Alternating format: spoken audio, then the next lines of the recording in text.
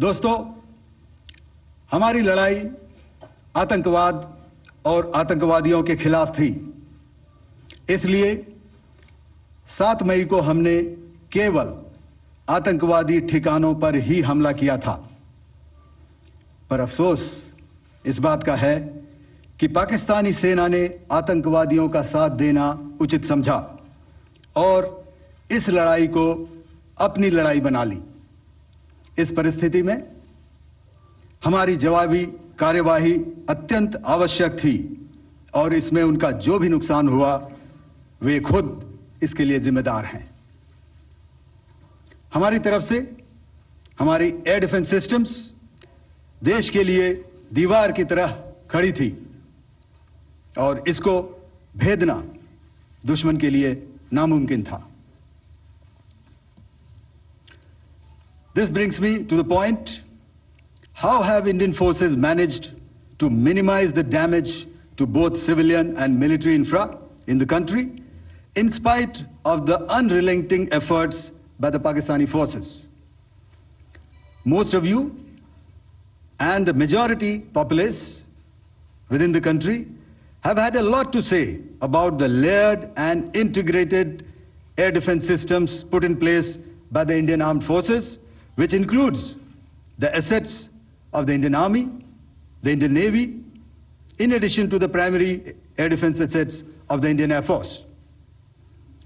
As you all are well aware, this robust AD system comprises of a large variety of multi-layered AD sensors and weapon systems, from point defense weapons like the low-level air defense guns, shoulder-fired man-pads, and short-range surface-to-air missiles or SAMs, to area defense weapons like the air defense fighters and longer-range surface-to-air missiles within our inventory. Additionally, the numerous waves of drones and unmanned combat aerial vehicles employed by Pakistan were also thwarted by the indigenously developed soft and hard kill counter-US systems and the well-trained Indian air defense personnel. All this was brought together as an efficient and effective AD environment by the Integrated Air Command and Control System, or the ISCCS of the Indian Air Force, which accords us the net-centric operational capability which is vital to modern days warfighting.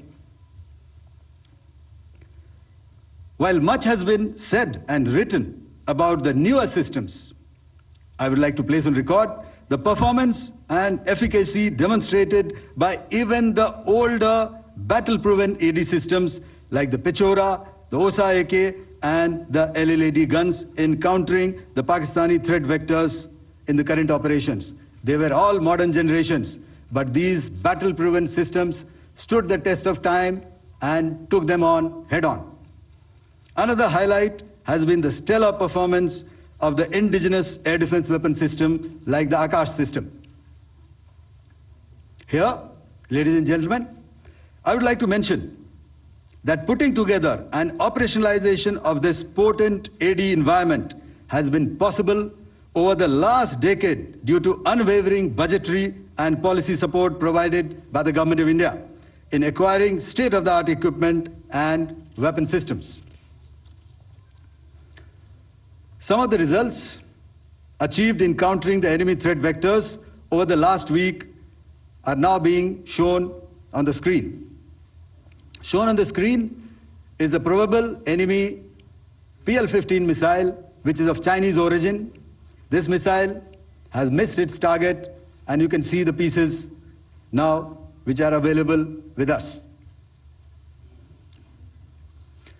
Another weapon system or weapon which was found was the long-range rocket, the pieces of which you can now see on the screen.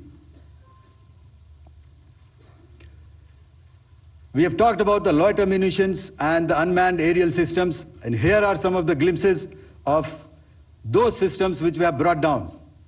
To your right, with the right undercarriage or the wheel, you can see is the YIHA system, which is of Chinese origin, with Pakistan. You can see some quadcopters, and you can see one odd Sonka drone hanging by the wire. All these have been brought down by our trained crew and air defense systems.